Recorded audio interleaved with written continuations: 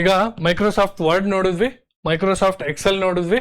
Microsoft office ಅಲ್ಲಿ ಮೂರನೇ important ಯಾವ್ದಪ್ಪ ಕಾನ್ಸೆಪ್ಟ್, ಇಲ್ಲಿ ಯಾವ್ದು ಚಾಪ್ಟರ್ ಅಲ್ಲಿ ಪ್ರಶ್ನೆ ಬರುತ್ತೆ ಅಂದ್ರೆ Microsoft power point. Okay, power point ಏನಕ್ಕೆ ಯೂಸ್ ಮಾಡ್ತೀವಿ ನಾವು? ಪ್ರೆಸೆಂಟೇಶನ್ಗೆ, ಸ್ಲೈಡ್ಸ್ ಮಾಡ್ಲಿಕ್ಕೆ, ಓಕೆ, ಆಡಿಯೋ ವಿಡಿಯೋ ಎಲ್ಲದನ್ನು ಹಾಕಿ ಮಾಡ್ಲಿಕ್ಕೆ ಯಾವ್ದಪ್ಪ ಯೂಸ್ ಮಾಡ್ತೀವಿ ಮೈಕ್ರೋಸಾಫ್ಟ್ ಟೂಲ್ ಅಂದ್ರೆ ಮೈಕ್ರೋಸಾಫ್ಟ್ ಪವರ್ ಪಾಯಿಂಟ್. ಓಕೆ, ಪ್ರೆಸೆಂಟೇಶನ್ಸ್ಗೆ ಇರೋದು ಎಕ್ಸ್ಟೆನ್ಷನ್ ಏನು? .pptx. ಓಕೆ, ಇದು ಎಡಿಟ್ ಮಾಡ್ಬೋದು ನಾನು, ಅಂದ್ರೆ ಸ್ಲೈಡ್ಸ್ ಅನ್ನ ತೆಗಿಬಹುದು, ಹಾಕ್ಬೋದು, ಕಲರ್ ಹಾಕ್ಬೋದು, ಪಿಕ್ಚರ್ ಹಾಕ್ಬೋದು.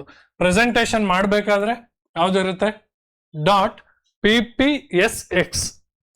pptx edit, ppt editable. Show ಮಾಡ್ಬೇಕಾದ್ರೆ ppsx. ಎಕ್ಸೆಲ್ ಅಲ್ಲಿ ಎಕ್ಸ್ಟೆನ್ಷನ್ ಯಾವುದು? ಎಕ್ಸೆಲ್ ಅಲ್ಲಿ extension .xls or .xlsx. Okay, word ಅಲ್ಲಿ ಯಾವುದು? .doc ಅಥವಾ .docx. ಅರ್ಥ ಆಯ್ತಲ್ಲ? ಆಲ್ರೆಡಿ MS ವರ್ಡ್ ಅಲ್ಲಿ ನೋಡಿದ್ರಿ ನೀವು, MS ಎಕ್ಸೆಲ್ ಅಲ್ಲಿ ನೋಡಿದ್ರಿ ಯಾವ ರೀತಿ ಇರುತ್ತೆ ಅಂತ. MS ಪವರ್ ಪಾಯಿಂಟ್ ಇದ್ರದ್ದು ವಿಶಿಷ್ಟವಾದ ಲಕ್ಷಣ ಏನು? ಓಕೆ, ಸ್ಲೈಡ್ಗಳನ್ನ ಕ್ರಿಯೇಟ್ ಮಾಡ್ಲಿಕ್ಕೆ.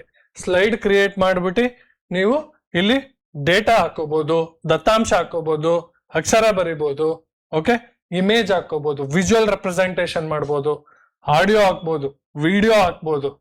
ಓಕೆ, ಬಹಳಷ್ಟು ಗ್ರಾಫಿಕಲ್ ಆಗಿ ನಾನು ರೆಪ್ರೆಸೆಂಟ್ ಮಾಡ್ತೀನಪ್ಪ. ಓಕೆ, PPT ತರ ಸ್ಲೈಡ್ಸ್ಗಳನ್ನ ಹಾಕ್ತೀನಿ ಅಂದ್ರೆ ನಾವು ಯೂಸ್ ಮಾಡೋ ಇದು MS ಪವರ್ ಪಾಯಿಂಟ್. ಯೂಸ್ ಮಾಡೋ ಯಾವ್ದಪ್ಪ ಅಂದ್ರೆ ಟೂಲ್ MS ಪವರ್ ಪಾಯಿಂಟ್. ಇಲ್ಲೂ ಟೂಲ್ ಬಾರ್ ಇದೆ, ಸಾರಿ ಟೈಟಲ್ ಬಾರ್ ಇದೆ, ಕ್ವಿಕ್ ಆಕ್ಸೆಸ್ ಟೂಲ್ ಬಾರ್ ಇದೆ. ಓಕೆ, ನಿಮ್ದು ಫಾರ್ಮ್ಯಾಟಿಂಗ್ ರಿಬ್ಬನ್ ಇದೆ, ಆಮೇಲೆ ಎಲ್ಲ ಟ್ಯಾಬ್ಸ್ಗಳು ಇದೆ, ಸೇಮ್ ರಿಬ್ಬನ್ ಇದೆ. ರಿಬ್ಬನ್ ಅಲ್ಲಿ ಎಲ್ಲ ಟೂಲ್ ಬಾರ್ ಇದೆ, home, insert, design, okay, all tab ಇದೆ. ಇಲ್ಲಿ ಸ್ಪೆಷಲ್ ಏನು ಅಂದ್ರೆ ಆನಿಮೇಷನ್ ಮಾಡು, ಸ್ಲೈಡ್ ಶೋ ಮಾಡು. ಓಕೆ, ಸ್ಲೈಡ್ ಶೋ ಅಂದ್ರೆ ಏನ್ ಮಾಡುತ್ತೆ? ಅದ್ರ ಪಾಡಿಗೆ ಅದೇ ಒಂದೊಂದೇ ಸ್ಲೈಡ್ ನ ಪ್ರಾಜೆಕ್ಟರ್ ತರ ಚೇಂಜ್ ಮಾಡ್ಕೊಂತ ಹೋಗುತ್ತೆ. ಇದು ಔಟ್ಲೈನ್ ವ್ಯೂ ಟ್ಯಾಬ್. ಎಲ್ಲಾ ಟ್ಯಾಬ್ ಸ್ಲೈಡ್ಗಳ್ದು ಒಂದು ವ್ಯೂ ನಿಮಗೆ ಔಟ್ಲೈನ್ ವ್ಯೂ ಟ್ಯಾಬ್ ಅಲ್ಲಿ ಸಿಗುತ್ತೆ. Okay, slide thumbnail. Okay, thumbnail ಕೇಳಿದಿರಲ್ವಾ ಯೂಟ್ಯೂಬ್ ಅಲ್ಲಿ ತಮ್ನೈಲ್. ಓಕೆ, ಮೊದಲನೇ ಪಿಕ್ಚರ್ ನಿಮ್ದು ಯೂಟ್ಯೂಬ್ ಓಪನ್ ಮಾಡ್ಬೇಕಾದ್ರೆ ನೋಡ್ಲಿಕ್ಕೆ ಯಾವ್ದು ನೋಡ್ಲಿಕ್ಕೆ ಇರುತ್ತಲ್ಲ ಫೋಟೋ ವಿಡಿಯೋದು, ಅದು ತಮ್ನೈಲ್. ಇದು ಸೈಡ್ ಪೇನ್ ಅಂದ್ರೆ ಸೈಡ್ ಅಲ್ಲಿರೋ ಒಂದು ಪೇನ್. ಇಲ್ಲಿ ನಿಮ್ಮ ಸ್ಲೈಡ್ಸ್ಗಳ್ದು ಔಟ್ಲೈನ್ ಸಿಗುತ್ತೆ. ಇಲ್ಲಿ ನೀವು ನೋಟ್ಸ್ ಬರ್ಕೋಬಹುದು ಬೇಕಾದ್ರೆ, ನಿಮ್ ನೋಟ್ ಸೆಕ್ಷನ್. ಓಕೆ, ಯಾರಾದ್ರೂ ಸ್ಪೀಕರ್ ಇದ್ರೆ ಅವ್ರಿಗೆ ಏನಾದ್ರು ಪಾಯಿಂಟ್ಸ್ ಬೇಕು ಅಂದ್ರೆ ನೋಟ್ ಸೆಕ್ಷನ್. ಇಲ್ಲಿ ಝೂಮ್, ನೀವು ಇದನ್ನ ಉದ್ದ ಚಿಕ್ಕ ಅಗ್ಲ ಉದ್ದ ಮಾಡ್ಲಿಕ್ಕೆ. ಇದು ನಿಮ್ status bar. Okay, MS PowerPoint ಕೂಡ ನೋಡಿ, ಓಪನ್ ಮಾಡಿ, ಇನ್ಸರ್ಟ್, ಡಿಸೈನ್ ನೋಡಿ. ಓಕೆ, ವಿಧವಾದ ಕಲರ್ ಡಿಸೈನ್ ಸ್ಲೈಡ್ಸ್ಗಳು ಹಾಕ್ಬೋದು, ಬ್ಯಾಕ್ ಗ್ರೌಂಡ್ ಕಲರ್ ಚೇಂಜ್ ಮಾಡ್ಬೋದು, ಆನಿಮೇಷನ್ಸ್. ಓಕೆ, ಆನಿಮೇಷನ್ಗಳನ್ನ ಹಾಕ್ಬೋದು, ಸ್ಲೈಡ್ ಶೋ ಮತ್ತೆ ರಿವ್ಯೂ, ವ್ಯೂ ಎಲ್ಲ ಆಪ್ಷನ್ ನ MS ಪವರ್ ಪಾಯಿಂಟ್ ಕೂಡ ಈಗ ಒಂದು ಸತಿ ಓಪನ್ ಮಾಡಿ ಗಮನಿಸಿ. ಓಕೆ, ಏನಪ್ಪಾ features? Slide, it appears in the centre of the window. ಇದು ಸ್ಲೈಡ್. ನೀವಿಲ್ಲಿ ನಿಮ್ ಟೈಟಲ್ ಹಾಕೋಬಹುದು, ಚಿತ್ರ ಹಾಕೋಬಹುದು, ಇಮೇಜ್ ಹಾಕೋಬಹುದು. You can create your presentation by adding content. ನೀವು ಏನ್ ಪ್ರೆಸೆಂಟ್ ಮಾಡ್ಬೇಕು ಅನ್ಕೊಂಡಿದಿರೋ ಜನಕ್ಕೆ ಅಥವಾ ನಿಮ್ಮ ಆಫೀಸಲ್ಲಿ ನಿಮ್ ಬಾಸ್ಗಳಿಗೆ, ಅಲ್ಲಿ ನೀವು ಇದನ್ನ ಸ್ಲೈಡ್ ಅಲ್ಲಿ ಎಲ್ಲ ಇನ್ಫಾರ್ಮೇಶನ್ ಹಾಕೋಬಹುದು. ಸ್ಲೈಡ್ ವ್ಯೂ ಟ್ಯಾಬ್ ಯಾವ್ದು ಹೇಳಿ? Slide view tab. ಇಲ್ಲಿ ನಿಮ್ಮ ಸ್ಲೈಡ್ ಮತ್ತೆ ಅದ್ರ ತಮ್ನೈಲ್. ಸ್ಲೈಡ್ ವ್ಯೂ ಟ್ಯಾಬ್ ಅಲ್ಲಿ ನಿಮ್ಮ ಎಲ್ಲಾ ಸ್ಲೈಡ್ಗಳ ಸಣ್ಣ ಚಿತ್ರ ತಮ್ನೈಲ್ ತೋರಿಸುತ್ತೆ. Slide view tab. Next outline view tab. ಇದೇನ್ ತೋರಿಸುತ್ತೆ? ಇದು ನಿಮ್ ಬ್ಯಾಕ್ ಗ್ರೌಂಡ್ ಬಣ್ಣ ಎಲ್ಲ ಪಿಕ್ಚರ್ ತೆಗೆದ್ಬಿಟ್ಟು ಬರೀ ಟೆಕ್ಸ್ಟ್ ಕಂಟೆಂಟ್ ಇಂದ ಪ್ರೆಸೆಂಟೇಶನ್. ನಿಮ್ ಬಣ್ಣ, ಇಮೇಜ್, ಆಡಂಬರ ಎಲ್ಲ ತೆಗೆದ್ಬಿಟ್ಟು ಬರೀ ಏನು ಟೆಕ್ಸ್ಟ್ ಕಂಟೆಂಟ್ ಇದೆಯೋ, ಓಕೆ, ಅದನ್ನ ಮಾತ್ರ ಪಠ್ಯ ಮಾತ್ರ ತೋರಿಸುತ್ತೆ. ಓಕೆ, ಪಠ್ಯ ಮಾತ್ರ ಔಟ್ಲೈನ್ ವ್ಯೂ ಟ್ಯಾಬ್ ಅಲ್ಲಿ ತೋರಿಸುತ್ತೆ. ಹೊಡೆದ್ರೆ ಇಲ್ಲಿದೆ dialogue box.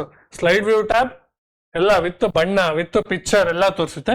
Outline view tab ಹೊಡೆದ್ರೆ ಕ್ಲಿಕ್ ಮಾಡಿದ್ರೆ ಬರೀ ಪಠ್ಯ ಏನಿದೆಯೋ, ಬರೀ ಟೆಕ್ಸ್ಟ್ ಏನಿದೆಯೋ ಅದನ್ನ ಮಾತ್ರ ತೋರಿಸುತ್ತೆ.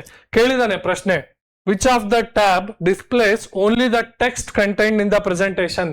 ಯಾವುದು? ಸ್ಲೈಡ್ ವ್ಯೂ ಟ್ಯಾಬಾ, ಔಟ್ಲೈನ್ ವ್ಯೂ ಟ್ಯಾಬಾ, ನಾರ್ಮಲ್ ಟ್ಯಾಬಾ? ಪ್ರಶ್ನೆಗೆ ಉತ್ತರ ಯಾವುದು? Outline view tab. Okay. Thumbnail ಆಗಿ ತೋರಿಸೋದು ಯಾವುದು? This displays thumbnail view of all the slides. ಯಾವುದು ಉತ್ತರ? Slide view tab. It displays only the text contained in the presentation. ಯಾವುದು? Outline view tab. Slide master, ನಾನು ಎಲ್ಲಾ ಸ್ಲೈಡ್ಸ್ ಬ್ಯಾಕ್ ಗ್ರೌಂಡ್ ಲೋಗೋ ಏನಾದ್ರೂ ಹಾಕ್ತೀನಿ. ಓಕೆ, ಎಲ್ಲಾ ಸ್ಲೈಡ್ಗೂ ಬರಬೇಕು ಅಂದ್ರೆ ನಾನು ಏನ್ ಯೂಸ್ ಮಾಡ್ತೀನಿ? Option slide master. ಓಕೆ, ಇದು ಸ್ಲೈಡ್ಸ್ ನ ಮೊದಲನೇ ಇದು ಸ್ಲೈಡ್ ಮಾಸ್ಟರ್ ಆಗಿರುತ್ತೆ.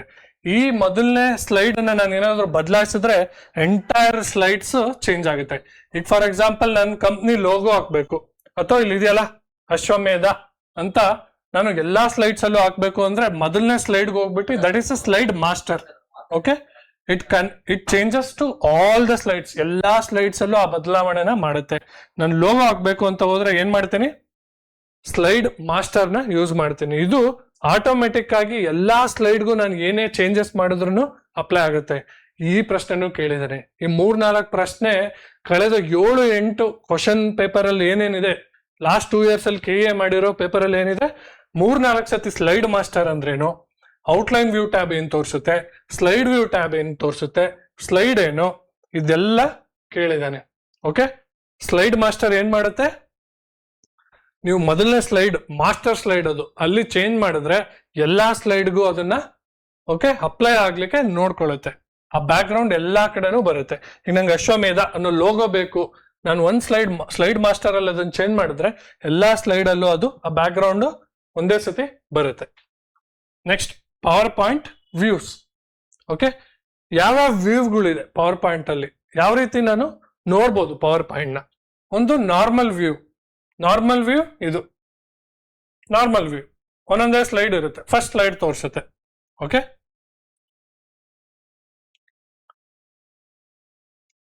Normal view. ಇದು ಡಿಫಾಲ್ಟ್ ಅಂದ್ರೆ ಯಾವ್ದಿದೆಯೋ ಓಪನ್ ಮಾಡಿದ ತಕ್ಷಣ ಯಾವ್ದು ಬೈ ಡಿಫಾಲ್ಟ್ ಅಂತೀವಲ್ಲ, ಅದು used for creating and editing slides. ಹೊಸ ಸ್ಲೈಡ್ ಕ್ರಿಯೇಟ್ ಮಾಡ್ಲಿಕ್ಕೆ, ಮತ್ತೆ ನಾನು ಏನಾದ್ರು ಬದಲಾವಣೆ ಮಾಡಬೇಕು ಅಂದ್ರೆ, ಎಡಿಟಿಂಗ್ ಮಾಡಬೇಕು ಅಂದ್ರೆ normal view. Slide sorter view, ಇದು ಎಲ್ಲಾ ಸ್ಲೈಡ್ಗಳನ್ನ ತಮ್ನೇಲ್ ಆಗಿ ಸಣ್ಣ ಸಣ್ಣ ಚಿತ್ರಗಳಾಗಿ ತೋರಿಸುತ್ತೆ. ಇದೇನ್ ಮಾಡುತ್ತೆ? ಸ್ಲೈಡ್ 1, ಸ್ಲೈಡ್ 2, ಸ್ಲೈಡ್ 3, ಸ್ಲೈಡ್ 4, ಈ ತರ ಸ್ಲೈಡ್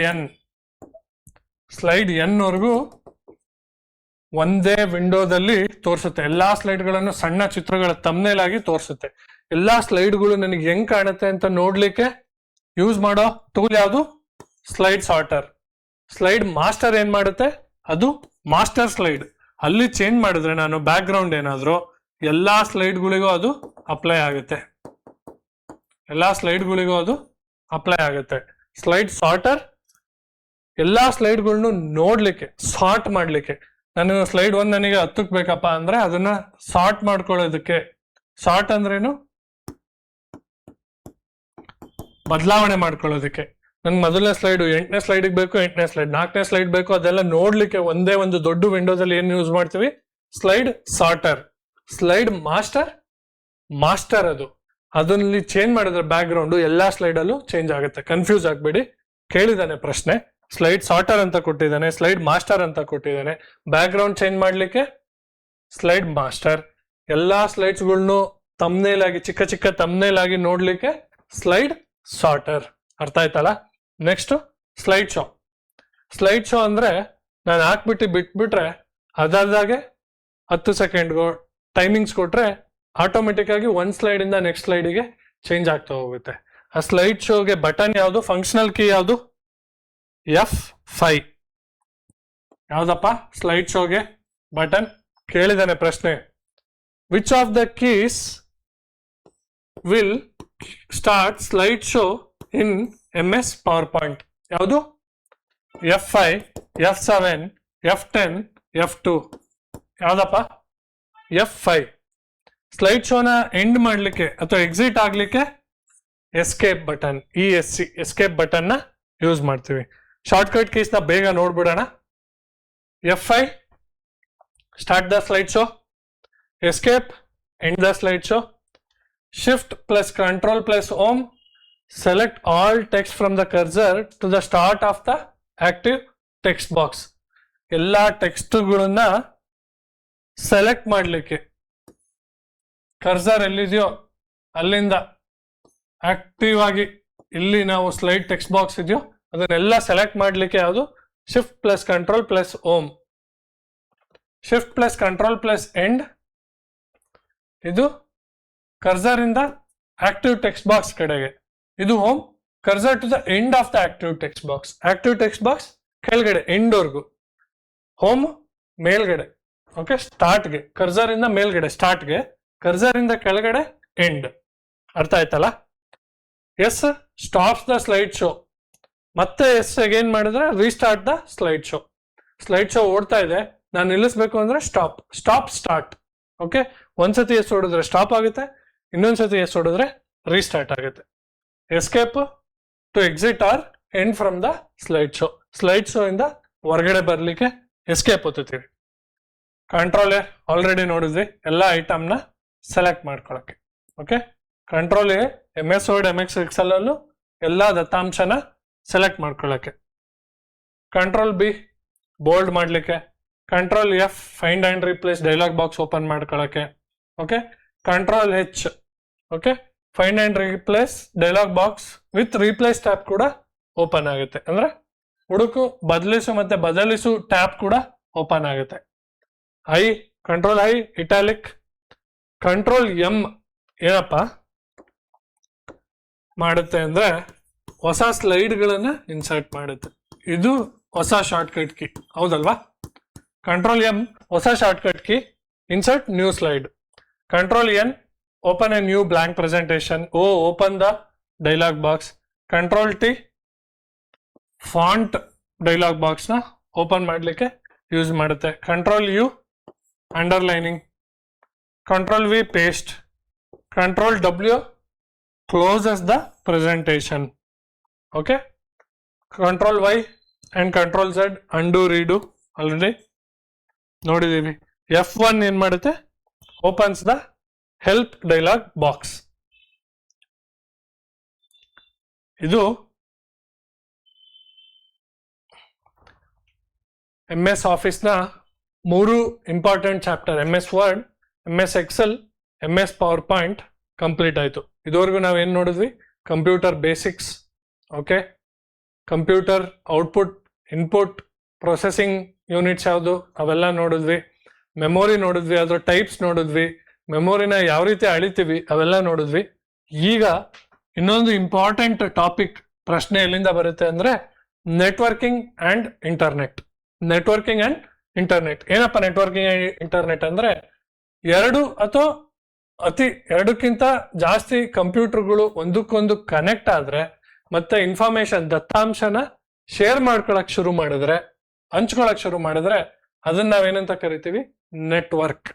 ನೆಟ್ವರ್ಕ್.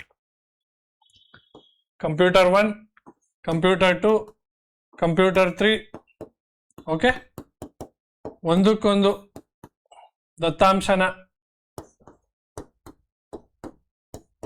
ಈ ರೀತಿ ಹಲವಾರು ಕಂಪ್ಯೂಟರ್ಗಳು ಬಲೆಗೆ ಏನಂತ ಕರಿತೀವಿ? Network.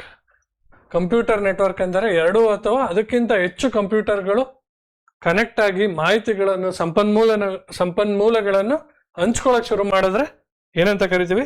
Computer network. Network types ಇಲ್ಲಿ ಪ್ರಶ್ನೆ ಕೇಳಿದ್ದಾನೆ. ಫುಲ್ ಫಾರ್ಮ್ ಏನು? ಲ್ಯಾನ್ ಅಂದ್ರೇನು, ವ್ಯಾನ್ ಅಂದ್ರೇನು, ಮ್ಯಾನ್ ಅಂದ್ರೇನು, ಪ್ಯಾನ್ ಅಂದ್ರೇನು? ಲ್ಯಾನ್ ಅಂದ್ರೆ local area network. Okay, local area network. Okay, local area for example ನಿಮ್ಮ ಮನೆ ವೈಫೈ. ಓಕೆ, ಸ್ಪೆಸಿಫಿಕ್ ಜಾಗಕ್ಕೆ, ಲೋಕಲ್. ವ್ಯಾನ್ ಅಂದ್ರೆ ವೈಡ್ ಏರಿಯಾ ನೆಟ್ವರ್ಕ್. ಓಕೆ, ಈಗ ದೊಡ್ಡ ಇಡೀ ಕರ್ನಾಟಕಕ್ಕೆ ಕೊಡಬೇಕು ಆ ಥರ ಏನಾದ್ರು ಇದ್ರೆ ವೈಡ್ ಏರಿಯಾ ನೆಟ್ವರ್ಕ್ ಬಿಲ್ಡ್ ಮಾಡಿದ್ರೆ ಏನಂತೀವಿ? ವ್ಯಾನ್. ಮ್ಯಾನ್ ಅಂದ್ರೆ ಮೆಟ್ರೋಪಾಲಿಟನ್ ಏರಿಯಾ ನೆಟ್ವರ್ಕ್. ಒಂದು ಸಿಟಿ, ಈಗ ನಮಗೆ ಬೆಂಗಳೂರಿಗೆ ಬೇಕು ಅಂದ್ರೆ, ಸೊ ಬೆಂಗಳೂರಿಗೆ ಕೊಡೋ ನೆಟ್ವರ್ಕ್ ಅನ್ನ ನಾವೇನಂತ ಕರಿತೀವಿ? Man, metropolitan area network. LAN, local area network, ನಿಮ್ ಮನೆಗೆ. Van, wide area network. PAN ಅಂದ್ರೆ ನಿಮ್ computer, personal area network. Hotspot on ಮಾಡು ಅಂತೀವಲ್ಲ, ಅದು ಪರ್ಸನಲ್ ನೆಟ್ವರ್ಕಿಂಗ್ ಅಂಡರ್ ಅಲ್ಲಿ ಬರುತ್ತೆ. ಪರ್ಸನಲ್ ಏರಿಯಾ ನೆಟ್ವರ್ಕ್ ಪ್ಯಾನ್ ಅಂತ ಕರಿತೀವಿ. Next, protocols. ಪ್ರೋಟೋಕಾಲ್ಸ್ ಅಂದ್ರೆ ಇನ್ಸ್ಟ್ರಕ್ಷನ್ಸ್. ಓಕೆ, ಇನ್ಸ್ಟ್ರಕ್ಷನ್ಸ್ ಕೊಡ್ತಾ ಇರೋದು. ಓಕೆ, ಅಥವಾ ಒಂದು ವಿಧವಾದ ಇನ್ಸ್ಟ್ರಕ್ಷನ್ ನ ಫಾಲೋ ಮಾಡ್ಕೊಂಡು ಬರ್ತೀವಿ, ಅದಕ್ಕೆ ನಾವೇನಂತ ಕರಿತೀವಿ? ಪ್ರೋಟೋಕಾಲ್. ಸೊ ಇವೆಲ್ಲ ಫುಲ್ ಫಾರ್ಮ್ ಕೇಳಿದಾನೆ, ಗಮನವಿಟ್ಟು ಇದನ್ನ ಓದಿ ನೋಡಿ. TCP ಅಂದ್ರೇನು? Transmission control protocol. ದತ್ತಾಂಶನ, ಟ್ರಾನ್ಸ್ಮಿಷನ್ ನ ಇನ್ನೊಬ್ಬರಿಗೆ ಕಳಿಸ್ಲಿಕ್ಕೆ ಕಂಟ್ರೋಲ್ ಮಾಡೋ ಪ್ರೋಟೋಕಾಲ್ ಏನು? ಕೋಡ್ ಏನು? TCP, transmission control protocol. IP, internet protocol. ಪ್ರತಿಯೊಂದು ಕಂಪ್ಯೂಟರ್ಗೂ, ಪ್ರತಿಯೊಂದು ಲ್ಯಾಪ್ಟಾಪ್ದ ವಿಳಾಸ, ಅಡ್ರೆಸ್ ಏನಂತ ಕರಿತೀವಿ? IP address, internet protocol address. ಇದೊಂದು ಯುನೀಕ್ ನಂಬರ್. ನಾನು ಹೇಳಿದ್ನಲ್ಲ, IP ಯುನೀಕ್ ನಂಬರ್. IP4ದು ಅಡ್ರೆಸ್ ಎಷ್ಟು ಬಿಟ್ಗಳಿರುತ್ತೆ? ಕ್ಲಾಸ್ ಸ್ಟಾರ್ಟಿಂಗ್ ಅಲ್ಲಿ ಹೇಳಿದ್ದೆ, ಎಷ್ಟು ಬಿಟ್ಗಳಿರುತ್ತೆ IP4ದು? 32 ಬಿಟ್ ಅಥವಾ 4 ಬೈಟ್ಸ್. ಹೌದಲ್ಲ? ಇದು basic protocol of internet. Okay, it includes remote login services. Remote, ನಾನು ಎಲ್ಲೋ ಯಾವುದೋ ಊರಲ್ಲಿ ರಿಮೋಟ್ ಅಲ್ಲಿದ್ರು TCP ಮತ್ತೆ IP ಮೂಲಕ ವೆಬ್ಸೈಟ್ www ಏನಪ್ಪ ಫುಲ್ ಫಾರ್ಮ್? ಓಕೆ, ಇಂಟರ್ನೆಟ್ಗೆ, ನೆಟ್ವರ್ಕ್ಗೆ ಕನೆಕ್ಟ್ ಆಗ್ಬೋದು. It will provide remote log in. Login ಅಂದ್ರೆ ನನಗೆ ಎಂಟ್ರಿ ಕೊಡ್ಲಿಕ್ಕೆ, ಟು ಲಾಗ್ ಇನ್. www ಅಂದ್ರೆ ಏನು? World wide web. Full form ಎಷ್ಟೋ ಸತಿ ಕೇಳಿದಾನೆ ಸಿಂಪಲ್ ಆಗಿ. What is the full form of www? World wide web. Okay, FTP ಅಂದ್ರೆ ಏನು? ಓಕೆ, ಒಂದು ಇನ್ಸ್ಟ್ರಕ್ಷನ್. ಇವೆಲ್ಲ ಪ್ರೋಟೋಕಾಲ್ ಅಂದ್ರೆ ಫೈಲ್ ಟ್ರಾನ್ಸ್ಫರ್ ಮಾಡೋಕೆ ಇನ್ಸ್ಟ್ರಕ್ಷನ್ FTP. ಫೈಲ್ ಟ್ರಾನ್ಸ್ಫರ್ ಮಾಡೋ ಪ್ರೋಟೋಕಾಲ್ ಏನಂತಾರೆ? FTP. ಒಂದು ಫೈಲ್ನ ನಾನು ನನ್ನಿಂದ ಇನ್ನೊಂದು ಕಂಪ್ಯೂಟರ್ಗೆ ನೆಟ್ವರ್ಕ್ ಮೂಲಕ ಟ್ರಾನ್ಸ್ಫರ್ ಮಾಡಬೇಕು ಅಂದ್ರೆ ಅದ್ರ ಪ್ರೋಟೋಕಾಲ್ ಏನು? File transfer protocol, FTP. Mail ID mail transfer ಮಾಡಬೇಕು ಅಂದ್ರೆ SMTP, simple mail transfer protocol, used for email. HTTP. Okay, ನೀವು ವೆಬ್ಸೈಟ್ ಓಪನ್ ಮಾಡಿದ್ರೆ ಅಲ್ಲಿ HTTPS ಅಥವಾ HTTP ಅಂತ ನೋಡ್ತೀರಾ. ಈ HTTP ಫುಲ್ ಫಾರ್ಮ್ ಏನಪ್ಪಾ ಅಂದ್ರೆ hypertext transfer protocol. Web link ನ ನಾವು ಓಪನ್ ಮಾಡ್ಲಿಕ್ಕೆ, ಆಕ್ಸೆಸ್ ಮಾಡ್ಲಿಕ್ಕೆ ಯೂಸ್ ಮಾಡೋ ಪ್ರೋಟೋಕಾಲ್ ಯಾವ್ದಪ್ಪ? HTTP. ಫುಲ್ ಫಾರ್ಮ್ ಕೇಳಿದಾನೆ ಇದನ್ನ, hypertext transfer protocol. Okay, 2-3 ಸತಿ ಕೇಳಿದಾನೆ ಈ ಪ್ರಶ್ನೆನ. FTP ಅಂದ್ರೆ ಏನು? TCP ಅಂದ್ರೆ ಏನು? IP ಅಂದ್ರೆ ಏನು? IP ಅಂದ್ರೆ ನಮ್ಮ ಕಂಪ್ಯೂಟರ್, ಪ್ರತಿಯೊಂದು ಕಂಪ್ಯೂಟರ್ನ ವಿಳಾಸ. IP ಕೋಡ್ ಏನು? ಓಕೆ, ಎಷ್ಟು ಬಿಟ್ಗಳು ಇರುತ್ತೆ? TCP ಫುಲ್ ಫಾರ್ಮ್ ಏನು? Hyper protocol. DNS ಅಂದ್ರೇನು? DNS ಅಂದ್ರೆ ಡೊಮೈನ್ ನೇಮ್ ಸಿಸ್ಟಮ್. ನಾನೊಂದು ವೆಬ್ಸೈಟ್ ಓಪನ್ ಮಾಡಬೇಕು ಅಂದ್ರೆ ನನಗೆ IP ಅಡ್ರೆಸ್ ಇರಬೇಕು, ನನ್ನ ಲ್ಯಾಪ್ಟಾಪ್, ನನ್ನ ಡೊಮೈನ್ ಇರಬೇಕು. ಓಕೆ, ಡೊಮೈನ್ ತಗೋಬೇಕು ನಾನೊಂದು. ಆ ಡೊಮೈನ್ ಎಲ್ಲಿ ಸ್ಟೋರ್ ಆಗುತ್ತೆ? ಡೊಮೈನ್ ನೇಮ್ ಸಿಸ್ಟಮ್ ಸೇವ್ ಆಗುತ್ತೆ. ಇದೇನ್ ಮಾಡುತ್ತೆ? Convert URL, uniform resource locator, to IP address. URL ನ, ನನ್ನ ವೆಬ್ಸೈಟ್ ಅಡ್ರೆಸ್ ನ IP ಅಡ್ರೆಸ್ಸಿಗೆ ಕನ್ವರ್ಟ್ ಮಾಡಿ ನನಗೆ ಇಂಟರ್ನೆಟ್ಗೆ ಹೋಗ್ಲಿಕ್ಕೆ ಅವಕಾಶ ಕೊಡುತ್ತೆ. ಓಕೆ, URL ಫುಲ್ ಫಾರ್ಮ್ ಏನು ಅದನ್ನು ಕೇಳಿದ್ದಾನೆ. Uniform resource locator. ನೀವೆಲ್ಲಿದ್ದೀರೋ ಅದನ್ನ ಲೊಕೇಟ್ ಮಾಡಿ, ರಿಸೋರ್ಸ್ನ ಲೊಕೇಟ್ ಮಾಡಿ ನಿಮ್ಮ IP ಅಡ್ರೆಸ್ಸಿಗೆ ಕಳಿಸ್ಲಿಕ್ಕೆ ಏನ್ ಮಾಡ್ತೀವಿ, ಡೊಮೈನ್ ನೇಮ್ ಸಿಸ್ಟಮ್ನ ಯೂಸ್ ಮಾಡ್ತೀವಿ. DNS domain name system converts URL to IP address. Okay, URL full form ಏನು, uniform resource locator.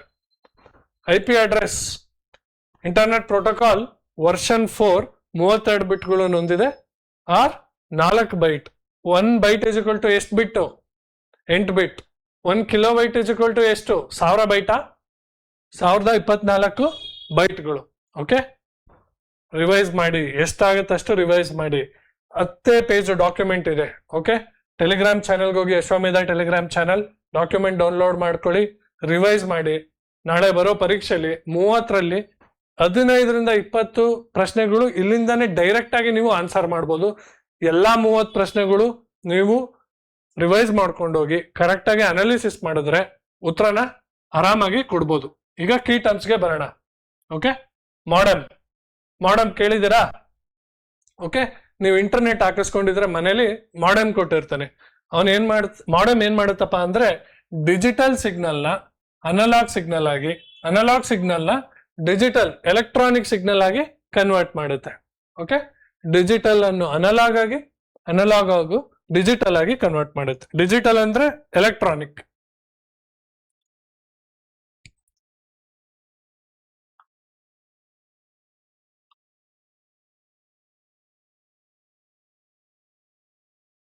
Converts digital signal to analogue.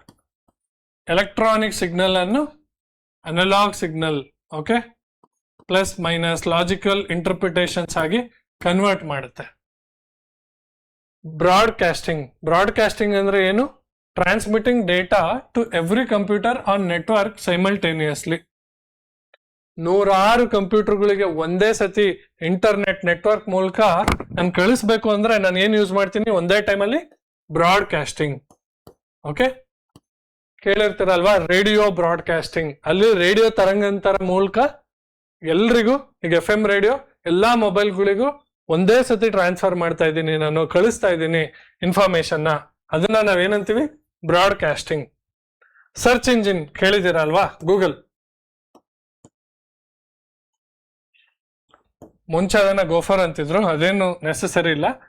Search engine ಏನ್ ಮಾಡುತ್ತೆ, ದತ್ತಾಂಶನ ಪಡ್ಕೊಳ್ಳಿಕ್ಕೆ ಎಕ್ಕಿ ನೆಟ್ವರ್ಕ್ಗೆ ಹೋಗಿ ಇನ್ಫಾರ್ಮೇಶನ್ ಎಕ್ಕಿ ವಾಪಸ್ ತಕ್ಕೊಳ್ಳಿಕ್ಕೆ ನಾವು ಯೂಸ್ ಮಾಡೋ ಸಾಧನ ಯಾವುದು, ಸರ್ಚ್ ಇಂಜಿನ್. ಗೂಗಲ್ ಇದೆ, ಓಕೆ, ಒಪೇರಾ ಇದೆ, ಮೈಕ್ರೋಸಾಫ್ಟ್ ಇದೆ, ಬಟ್ ಅತಿ ಫೇಮಸ್ ಆಗಿರೋದು ಯಾವುದು, ಗೂಗಲ್. Next multiplexing. ಬ್ರಾಡ್ಕಾಸ್ಟಿಂಗ್ ದತ್ತಾಂಶನ ಎಲ್ಲಾ ಕಂಪ್ಯೂಟರ್ಗೂ ಕಳಿಸುತ್ತೆ. Multiplexing multiple signals. ಓಕೆ, ಒಂದು 10 ಕಂಪ್ಯೂಟರ್ನ ನೆಟ್ವರ್ಕ್ಗೆ ತಗೋಬೇಕಂದ್ರೆ ಏನ್ ಮಾಡುತ್ತೆ, ಮಲ್ಟಿಪಲ್ ಸಿಗ್ನಲ್ಸ್ನ ಸೈಮಲ್ಟೇನಿಯಸ್ ಆಗಿ ಒಂದು ಸಿಂಗಲ್ ಕಾಮನ್ ಪಾತ್ ಮೂಲಕ, ಒಂದೇ ದಾರಿ, ಒಂದು 10 ವೆಹಿಕಲ್ ಹೋಗ್ತಾ ಇದೆ ಅನ್ಕೊಳ್ಳಿ, 10 ಸಿಗ್ನಲ್ಗಳನ್ನ ಕಳಿಸುತ್ತೆ. ಒಂದೇ ಮಾಧ್ಯಮ ಅಥವಾ ಆದಿಯ ಮೂಲಕ ಏಕಕಾಲದಲ್ಲಿ ಅನೇಕ ಸಿಗ್ನಲ್ ಕಳಿಸುವ ತಂತ್ರಜ್ಞಾನನ ನಾವೇನಂತೀವಿ, ಮಲ್ಟಿಪ್ಲೆಕ್ಸಿಂಗ್. ಕೇಳಿದಾನೆ ಈ ಟೆಕ್ನಿಕಲ್ ಟರ್ಮ್ಗಳ ಮೇಲೆ ಒಂದೊಂದು ಪ್ರಶ್ನೆನ ಕೇಳಿದಾನೆ. ಸಿಡಿಎಂಎ ಅಂದ್ರೇನು, code division multiple access. Radio ಸಂವಹನ ತಂತ್ರಜ್ಞಾನ. ರೇಡಿಯೋ ಸಿಗ್ನಲ್ ಕಳಿಸೋ ಟೆಕ್ನಾಲಜಿ ಯಾವುದು, CDMA, code division multiple access. CDMA full form ಏನು, code division multiple access. Packet switching. Class 1ನಲ್ಲಿ ಈ ಪ್ರಶ್ನೆ ಬಂದಿತ್ತು. ಇಂಟರ್ನೆಟ್ ಅಲ್ಲಿ ನಾವು ಡೇಟಾ ಕಳಿಸ್ಬೇಕಾದ್ರೆ ನಾವು ಯೂಸ್ ಮಾಡ್ತಾ ಇರೋ ಟೆಕ್ನಾಲಜಿ ಯಾವನು, ಮಾಹಿತಿಯನ್ನು ರವಾನಿಸುವ ಟೆಕ್ನಾಲಜಿ ಏನು, ಪ್ಯಾಕೆಟ್ ಸ್ವಿಚಿಂಗ್. ಏನ್ ಮಾಡ್ತೀವಿ, ದೊಡ್ಡ ಡೇಟಾ ಇತ್ತು ಅಂದ್ರೆ, ದೊಡ್ಡ ಇನ್ಫಾರ್ಮೇಶನ್ ಡೇಟಾ ಪ್ಯಾಕೆಟ್ ಇತ್ತು ಅಂದ್ರೆ, ಮುಂಚೆ ಟೆಲಿಫೋನ್ ನೆಟ್ವರ್ಕ್ ಅಲ್ಲೆಲ್ಲ ನಾವು ಏನ್ ಯೂಸ್ ಮಾಡ್ತಾ ಇದ್ವಿ, ಸರ್ಕ್ಯೂಟ್ ಸ್ವಿಚಿಂಗ್.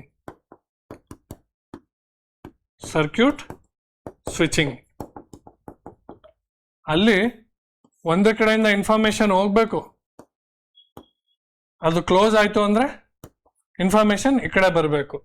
ಪ್ಯಾಕೆಟ್ ಸ್ವಿಚಿಂಗ್ ಅಲ್ಲಿ ಏನಾಗುತ್ತೆ ಅಂದ್ರೆ ದತ್ತಾಂಶನ ಹಲವಾರು ಸಣ್ಣ ಸಣ್ಣ ಸಣ್ಣ ಪ್ಯಾಕೆಟ್ಗಳಾಗಿ ಡಿವೈಡ್ ಮಾಡ್ಕೊಂತೀವಿ. ಡಿವೈಡ್ ಮಾಡಿಕೊಂಡು ಇಂಟರ್ನೆಟ್ಗೆ ಕಳಿಸ್ತೀವಿ.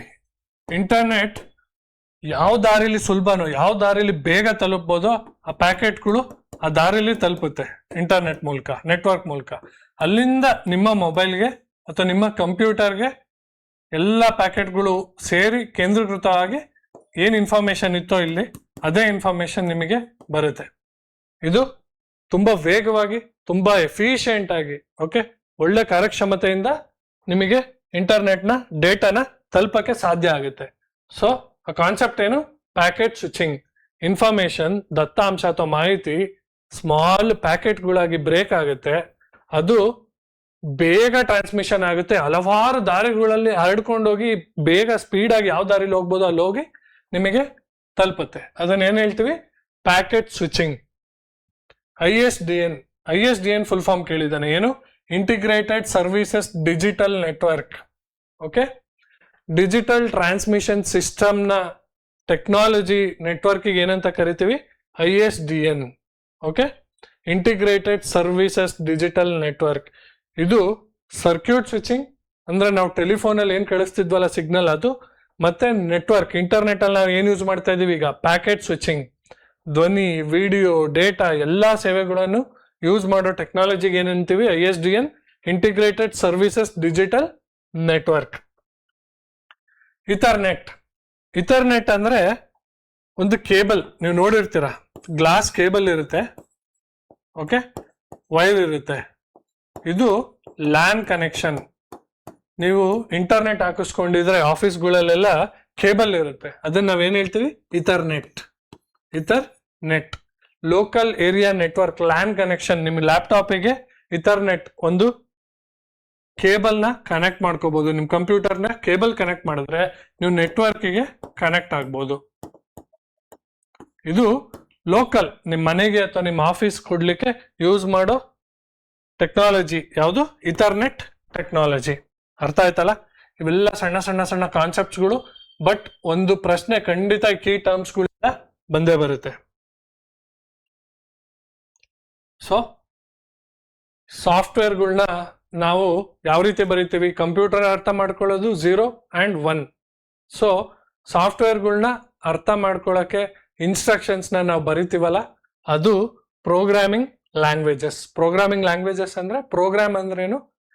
Set of instructions. Okay, set of instructions. ಕಂಪ್ಯೂಟರ್ಗೆ ಇದನ್ನ ಮಾಡು, ಓಕೆ, ಕಂಪ್ಯೂಟರ್ಗೆ ನಾನು ಇಂಗ್ಲೀಷಲ್ಲಿ ಹೇಳಿದ್ರೆ ಅರ್ಥ ಮಾಡ್ಕೊಳ್ಳಲ್ಲ.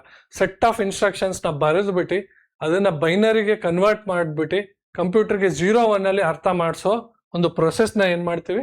ಪ್ರೋಗ್ರಾಮಿಂಗ್ ಲ್ಯಾಂಗ್ವೇಜ್ ಅಂಡ್ ಪ್ರೋಗ್ರಾಮಿಂಗ್ ಅಂತೀವಿ. ಸೊ ಯಾವ್ದಾವ್ದೆಲ್ಲ ಲ್ಯಾಂಗ್ವೇಜ್ ನೋಡೋಣ. First high level language. Okay, machine language ಅರ್ಥ ಮಾಡ್ಕೊಳ್ಳೋದು ಯಾವುದು? 0 and 1. ಮೆಷಿನ್ ಅರ್ಥ ಮಾಡ್ಕೊಳ್ಳೋದು 0, 1. ಟ್ರಾನ್ಸಿಸ್ಟರ್ ಬಲ್ಬ್ ಹತ್ಕೊಂಡ್ರೆ 1, ಬಲ್ಬ್ ಆಫ್ ಆಯ್ತು ಅಂದ್ರೆ 0. ಮಿಲಿಯನ್ ಆಫ್ ಟ್ರಾನ್ಸಿಸ್ಟರ್ ಇರುತ್ತೆ CPU ಅಲ್ಲಿ, ಮೈಕ್ರೋ ಪ್ರೊಸೆಸರ್ ಅಲ್ಲಿ. Next higher language assembly language. ಇದು ಲಾಜಿಕಲ್, ಸಣ್ಣ ಸಣ್ಣ ಲಾಜಿಕಲ್ ಆಪರೇಷನ್ಸ್. ADD ಅಂದ್ರೆ ಆಡ್, ಓಕೆ, SUB ಅಂದ್ರೆ subtract,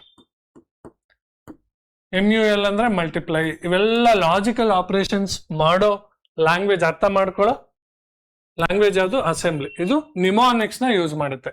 code ADD, add, MOV, okay, minimum average, ಆ ಥರ. ಓಕೆ, ಲಾಜಿಕಲ್ ಆಪರೇಷನ್ಸ್ ನ ನಿಮೋನಿಕ್ಸ್ ಆಗಿ ಯೂಸ್ ಮಾಡಿ ಅರ್ಥ ಮಾಡ್ಕೊಳ್ಳುತ್ತೆ.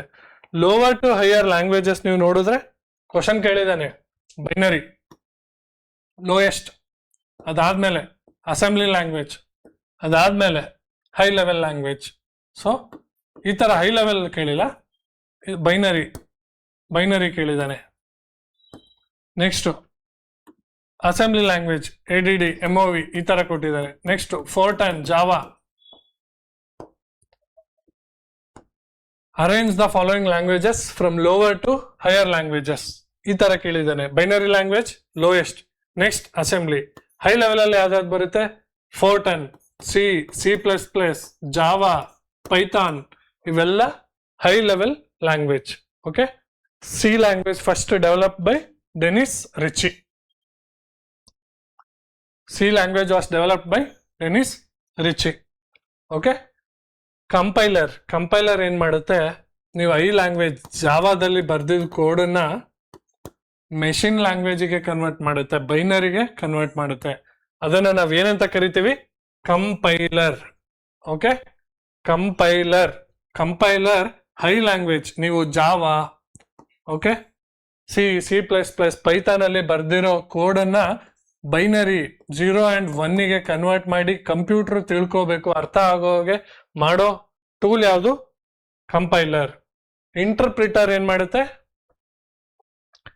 ಒಂದೊಂದೇ ಲೈನ್ ಹೈ ಲ್ಯಾಂಗ್ವೇಜ್ ಕೋಡ್ ಅಲ್ಲಿ ಬರ್ದಿರ್ತಿರಲ್ಲ, ಒಂದೊಂದೇ ಲೈನ್ ನ ಇಂಟರ್ಪ್ರಿಟ್ ಮಾಡಿ ಮೆಷಿನ್ ಲ್ಯಾಂಗ್ವೇಜ್ ಅಲ್ಲಿ ತಿಳಿಸುತ್ತೆ ಕಂಪ್ಯೂಟರ್ಗೆ, line by line. Okay, compiler high language ನ ಕನ್ವರ್ಟ್ ಮಾಡುತ್ತೆ ಭಾಷೆನ, ಇಂಟರ್ಪ್ರಿಟರ್ ಹೈ ಲ್ಯಾಂಗ್ವೇಜ್ ನ ಕನ್ವರ್ಟ್ ಮಾಡಿ ಲೈನ್ ಬೈ ಲೈನ್. ಕಂಪೈಲರ್ ಒಂದೇ ಸತಿ ಕನ್ವರ್ಟ್ ಮಾಡುತ್ತೆ, ಆಲ್ ಎಟ್ ಒನ್ಸ್. ಇಂಟರ್ಪ್ರಿಟರ್ ಒಂದೊಂದೇ ಸಾಲುಗಳನ್ನ ಕನ್ವರ್ಟ್ ಮಾಡುತ್ತೆ ಹೈ ಲ್ಯಾಂಗ್ವೇಜ್ ಇಂದ low language. Okay, so compiler ಒಂದೇ ಸತಿ ಕನ್ವರ್ಟ್ ಮಾಡುತ್ತೆ ಇಡೀ ಇದನ್ನ, ಇಂಟರ್ಪ್ರಿಟರ್ ಒಂದೊಂದೇ ಸಾಲನ್ನ ಕನ್ವರ್ಟ್ ಮಾಡ್ಕೊಂಡ್ ಬರುತ್ತೆ. ಈಗ ಎರರ್ಸ್, ಪ್ರೋಗ್ರಾಮ್ ಬರಿಬೇಕಾದ್ರೆ ಅಥವಾ ಒಂದೊಂದ್ಸತಿ ಎರರ್ ಬರುತ್ತೆ. ಓಕೆ, ಎರರ್ ಏನೇನಕ್ಕೆ ಬರುತ್ತಪ್ಪ ಅಂದ್ರೆ, ಸಿಂಟ್ಯಾಕ್ಸ್ ಎರರ್, ವ್ಯಾಕರಣ ದೋಷ ಇದ್ರೆ, ಗ್ರಾಮರ್ ಅಲ್ಲಿ ತಪ್ಪಿದ್ರೆ ಸ್ಟೇಟ್ಮೆಂಟ್ ಅಲ್ಲಿ, ಅವಾಗ ಸಿಂಟ್ಯಾಕ್ಸ್ ಎರರ್ ಬರುತ್ತೆ. ಲೆಕ್ಕದಲ್ಲಿ ತಪ್ಪು, ತಾರ್ಕಿಕವಾಗಿ ಲೆಕ್ಕ ಕೂಡ್ತಾ ಇಲ್ಲ, ಓಕೆ, 2 - 3 = 0 ಅಂತ ಹಾಕಿದ್ರೆ ಅವಾಗ ಪ್ರೋಗ್ರಾಮ್ ಏನೋ ರನ್ ಆಗುತ್ತೆ, ಆದ್ರೆ ಉತ್ತರ ತಪ್ಪು ಬರುತ್ತೆ. ಏನ್ ಹೇಳಿ? ಉತ್ತರ, ಔಟ್ಪುಟ್ ಏನಾಗುತ್ತೆ? ತಪ್ಪು ಬರುತ್ತೆ, ಫಲಿತಾಂಶ ತಪ್ಪು ಬರುತ್ತೆ. ಅದಕ್ಕೆ ಲಾಜಿಕ್ ತಪ್ಪಾದಾಗ ಲಾಜಿಕಲ್ ಎರರ್ ಬರುತ್ತೆ. ವ್ಯಾಕರಣ ತಪ್ಪಿದ್ರೆ ಸಿಂಟ್ಯಾಕ್ಸ್ ಎರರ್. ಸೊ ತಪ್ಪುಗಳನ್ನ ಹುಡುಕ್ಬಿಟ್ಟು ತೆಗಿಬೇಕು, ಎಲಿಮಿನೇಟ್ ಮಾಡಬೇಕು ತಪ್ಪುಗಳನ್ನ, ಅಂದ್ರೆ ಡಿಬಗ್ಗಿಂಗ್ ದ ಪ್ರೋಸೆಸ್ ಏನಂತೀವಿ? ತಪ್ಪುಗಳನ್ನ ಹುಡುಕ್ಬಿಟ್ಟು ಅದನ್ನ ನೋಡ್ಬಿಟ್ಟು ನಿವಾರಣೆ ಮಾಡಬೇಕು, ದೋಷನ, ತಪ್ಪುಗಳನ್ನ ಎಲಿಮಿನೇಟ್ ಮಾಡಬೇಕು ಅಂದ್ರೆ the process is called debugging. Okay, errors ಅಲ್ಲಿ ಮೈನ್ ಆಗಿ 2 ಇಂಪಾರ್ಟೆಂಟ್: ಸಿಂಟ್ಯಾಕ್ಸ್ ಎರರ್, ವ್ಯಾಕರಣನೇ ತಪ್ಪಿದೆ, ಭಾಷೆನೇ ತಪ್ಪಿದೆ; ಲಾಜಿಕಲ್ ಎರರ್, ಪ್ರೋಗ್ರಾಮ್ ರನ್ ಆಗುತ್ತೆ ಬಟ್ ನಿಮಗೆ ತಪ್ಪು ಉತ್ತರ ಕೊಡುತ್ತೆ, ರಾಂಗ್ ಔಟ್ಪುಟ್ ಕೊಡುತ್ತೆ, ಫಲಿತಾಂಶ ತಪ್ಪಿರುತ್ತೆ. ಅದನ್ನ ಹುಡುಕ್ಬಿಟ್ಟು ಓಕೆ ನೀವು ಸರಿ ಮಾಡಬೇಕು ಅಂದ್ರೆ ಆ ಪ್ರೊಸೆಸ್ ಏನಂತ ಕರಿತೀವಿ? ಡಿಬಗ್ಗಿಂಗ್. ಇದು ಬೇಸಿಕ್ ಪ್ರೋಗ್ರಾಮಿಂಗ್ ಲ್ಯಾಂಗ್ವೇಜ್ ಅರ್ಥ ಮಾಡ್ಕೋಬೇಕಾಗಿರೋದು. ಕಂಪ್ಯೂಟರ್ ನಾಲೆಡ್ಜಿಗೆ ನಿಮಗೆ ಏನ್ ಇಂಪಾರ್ಟೆಂಟ್ ಇದೆಯೋ ಅದು. Other important points from where questions ಬಂದಿದೆಪ್ಪ ಅಂದ್ರೆ, ನುಡಿಯಿಂದ ಬಂದಿದೆ. ನುಡಿ ನಾವು ಕನ್ನಡದಲ್ಲಿ ಟೈಪ್ ಮಾಡಬೇಕು ಅಂದ್ರೆ ಸ್ಕ್ರಾಲ್ ಕೀ ಅಂತ ಇರುತ್ತೆ, ಅದು ಆನ್ ಆಗಿರ್ಲೇಬೇಕು. ಇದ್ರ ಮೇಲೆ ಪ್ರಶ್ನೆ ಕೇಳಿದಾನೆ, which key should be on to type Kannada in Nudi software? ಯಾವುದು? Scroll key. ಓಕೆ, ಕೆಲಸ ಮಾಡಬೇಕು ನುಡಿಲಿ. ಇಂಗ್ಲಿಷ್ ಕೀಬೋರ್ಡ್ ಇಂಗ್ಲಿಷ್ ಅಲ್ಲಿ ಇದೆ, ಕನ್ನಡದಲ್ಲಿಲ್ಲ, ಟೈಪ್ ಮಾಡಬೇಕು. ಸೊ ಯಾವ್ಯಾವೆಲ್ಲ ಶಾರ್ಟ್ಕಟ್ ಕೀಸ್ ನುಡಿಗಿದೆ ಸ್ಪೆಸಿಫಿಕ್ ಆಗಿ ಅಂದ್ರೆ, ನಾನು ಫಾರ್ ಎಕ್ಸಾಂಪಲ್ ಇಂಗ್ಲಿಷ್ ಮತ್ತೆ ಕನ್ನಡ ಸ್ವಿಚ್ ಆಗ್ಬೇಕು. ಟಾಗಲ್ ಅಂದ್ರೆ ಇಂಗ್ಲಿಷ್ಗೆ ಹೋಗ್ಬೇಕು, ಇಂಗ್ಲಿಷ್ ಇಂದ ಕನ್ನಡಕ್ಕೆ ಹೋಗೋದು, F12 ಒತ್ತಬೇಕು. ನಾನೀಗ ಕೆ ಅಂತ ಹೊಡೆದ್ರೆ ಇಂಗ್ಲಿಷ್ ಅಲ್ಲಿ ಇದೆ, ಖಾ ಬರ್ಬೇಕು ಅಂದ್ರೆ F12 ಒತ್ತಿದ್ರೆ ಕನ್ನಡದಲ್ಲಿ ಬರುತ್ತೆ. ಬೇಡ ನನಗೆ ಮತ್ತೆ ವಾಪಸ್ ಇಂಗ್ಲಿಷ್ ಬೇಕು ಅಂದ್ರೆ ಇನ್ನೊಂದ್ಸತಿ F12 ಹೊಡೆದ್ರೆ ಕೆ ಬರುತ್ತೆ. ಅರ್ಥ ಆಯ್ತಲ್ಲ? Toggle between English and Kannada F12. Half letter, ಅರ್ಧ ವಿರಾಮ, ಕ ಅಷ್ಟೇ ಬೇಕು. ಕಾಗುಣಿತ ಅಕ್ಷರದ ಕ ಬೇಕು ಅಂದ್ರೆ ಕೆ ಒತ್ಬಿಟ್ಟು F ಒತ್ತಬೇಕು. ಕೆ ಪ್ಲಸ್ F ಒತ್ತಿದ್ರೆ ನನಗೆ ಕ ಬರುತ್ತೆ. ಫುಲ್ ಕ ಬರಲ್ಲ, ಸ್ವರ ಬರಲ್ಲ, ಬರೀ ಕ ವ್ಯಂಜನ ಬರುತ್ತೆ. ಅರ್ಥ ಆಯ್ತಲ್ಲ? ನೆಕ್ಸ್ಟ್ ಒತ್ತಕ್ಷರ ಬೇಕು. ಒತ್ತಕ್ಷರ ಬೇಕು ಅಂದ್ರೆ shift plus letter or F plus letter. Okay, ಅಕ್ಕರೆ ನನಗೆ ಕ ಒತ್ತಕ್ಷರ ಬೇಕು ಅಂದ್ರೆ ಶಿಫ್ಟ್ ಒತ್ಬಿಟ್ಟು ಆ ಲೆಟರ್ ಒತ್ತಬೇಕು, ಇಲ್ಲ F ಒತ್ಬಿಟ್ಟು ಕೆ ಲೆಟರ್ ಒತ್ತಬೇಕು, ಅವಾಗ ಒತ್ತಕ್ಷರ ಸಿಗುತ್ತೆ. ಅರ್ಕಾವತ್ತು ಬೇಕು ಅಂದ್ರೆ ಶಿಫ್ಟ್ ಪ್ಲಸ್ ಆರ್. ಓಕೆ, ಅರ್ಕಾವತ್ತು ಬೇಕು ಅಂದ್ರೆ ಶಿಫ್ಟ್ ಪ್ಲಸ್ ಆರ್. ಓಕೆ, ಈ ಒತ್ತು ಬೇಕು ಅರ್ಕಾವತ್ತು ಅಂದ್ರೆ ಶಿಫ್ಟ್ ಪ್ಲಸ್ ಆರ್. ಜ್ಞಾಪಕ ಇಟ್ಕೊಳ್ಳಿ. ಬರೀ ಕಾಗುಣಿತಾಕ್ಷರ ಅರ್ಧ ವಿರಾಮ ಬೇಕು ಅಂದ್ರೆ ಕೆ ಪ್ಲಸ್ ಎಫ್. ಶಿಫ್ಟ್ ಅಥವಾ ಎಫ್ ಪ್ಲಸ್ ಆ ಲೆಟರ್ ಹೊಡಿದ್ರೆ ನಿಮಗೆ ಒತ್ತಕ್ಷರ ಬರುತ್ತೆ. ಬರೀ ಅರ್ಕಾವತ್ತು ಬೇಕು ಅಂದ್ರೆ ಆರ್ ಅಥವಾ ಶಿಫ್ಟ್ ಪ್ಲಸ್ ಆರ್. ಕೇಳಿದಾನೆ ಇದ್ರ ಮೇಲೆ ಪ್ರಶ್ನೆ. ಓಕೆ, ಇದ್ರ ಮೇಲೆ ಒಂದು ಪ್ರಶ್ನೆ ಕೇಳಿದಾನೆ. ಇವೆಲ್ಲ ಕೆಲವು ಪ್ರೀವಿಯಸ್ ಇಯರ್ ಟರ್ಮಿನಾಲಜಿಗಳು ಕೇಳಿರೋದು. ADSL ಮೊದಲನೇ ಕ್ಲಾಸಲ್ಲಿ ನಿಮಗೆ ಇದನ್ನ ಅಶ್ವಮೇಧ ಯೂಟ್ಯೂಬ್ ಚಾನೆಲ್ ಅಲ್ಲಿ ಫ್ರೀ ಆಗಿದೆ ಎಕ್ಸ್ಪ್ಲೇನ್ ಮಾಡಿದ್ದೀನಿ. ADSL stands for asynchronous digital subscriber link. Standard ಆಗಿ ಡೆಫಿನಿಷನ್ ಏನು, ಅಸಿಮೆಟ್ರಿಕ್ ಡಿಜಿಟಲ್ ಸಬ್ಸ್ಕ್ರೈಬರ್ ಲೈನ್ ಅಂತ ಇದೆ. ಬಟ್ ನಮಗೆ ಕೇಳಿರೋ ಪ್ರಶ್ನೆಯಲ್ಲಿ ಉತ್ತರ ಏನಿತ್ತು, ಅಸಿಂಕ್ರೋನಸ್ ಡಿಜಿಟಲ್ ಸಬ್ಸ್ಕ್ರೈಬರ್ ಲೈಂಕ್. ಇದೊಂದು ಬ್ರಾಡ್ಬ್ಯಾಂಡ್ ಟೆಕ್ನಾಲಜಿ. ಓಕೆ, ಇದು ಬ್ರಾಡ್ಬ್ಯಾಂಡ್ ಟೆಕ್ನಾಲಜಿ. ಇದು ಕಾಪರ್ ಲೈನ್ಗಳ ಮೂಲಕ, ಟೆಲಿಫೋನ್ ಲೈನ್ಗಳು ಯೂಸ್ ಮಾಡ್ತಿದ್ವಲ್ಲ ಆ ತರ ಕಾಪರ್ ಲೈನ್ಗಳು ಯೂಸ್ ಮಾಡಿಬಿಟ್ಟು ನೆಟ್ವರ್ಕ್, ಇಂಟರ್ನೆಟ್ ನೆಟ್ವರ್ಕ್ ನ ಕೊಡೋ ಟೆಕ್ನಾಲಜಿ ಏನು, ADSL. Okay, asymmetric digital subscriber line ಅಥವಾ ಅಸಿಂಕ್ರನಸ್ ಡಿಜಿಟಲ್ ಸಬ್ಸ್ಕ್ರೈಬರ್ ಲಿಂಕ್. ಇಂಡಿಯಾದ ಸೂಪರ್ ಕಂಪ್ಯೂಟರ್ ಯಾವ್ದಪ್ಪ ಫಸ್ಟ್ ಅಂದ್ರೆ ಪರಂ 8000. ಲೇಟೆಸ್ಟ್ ಯಾವ್ದಪ್ಪ ಗೂಗಲ್ ಮಾಡಿ ಬರ್ದು ಇಟ್ಕೊಳ್ಳಿ. ಕಂಪ್ಯೂಟರ್ ನಾಲೆಡ್ಜ್ ಕೇಳಲ್ಲ, GK ಕೇಳ್ಬೋದು. ಇಂಡಿಯಾಸ್ ಫಸ್ಟ್ ಸೂಪರ್ ಕಂಪ್ಯೂಟರ್ ಯಾವುದು, ಪರಂ 8000. ರೀಸೈಕಲ್ ಬಿನ್ ಇದೇನ್ ಮಾಡುತ್ತೆ, ನೀವೇನಾದ್ರೂ ಡಿಲೀಟ್ ಮಾಡಿದ್ರೆ ಡಿಲೀಟ್ ಮಾಡಿರೋ ವಸ್ತುಗಳನ್ನ ವಾಪಸ್ ತಗೋಬೇಕು ಅಂದ್ರೆ 60 ದಿನ ಅಥವಾ 30 ದಿನ ಇರುತ್ತೆ. 30 ದಿನದೊಳಗಡೆ ನೀವು ಮತ್ತೆ ವಾಪಸ್ ಆ ಫೈಲ್ಗಳನ್ನ ರಿಟ್ರೈವ್ ಮಾಡ್ಬೇಕು ಅಂದ್ರೆ ರೀಸೈಕಲ್ ಬಿನ್ ಅಲ್ಲಿ ತಗೋಬಹುದು. ಕ್ರಿಪ್ಟೋಗ್ರಫಿ ಅಂದ್ರೇನು, technique of encoding A decoding message. So ಈಗ ವಾಟ್ಸ್ಆಪ್ ಅಲ್ಲೆಲ್ಲ ಏನಿದೆ, ನೀವು ಅವ್ರೇನ್ ಹೇಳ್ತಾರೆ,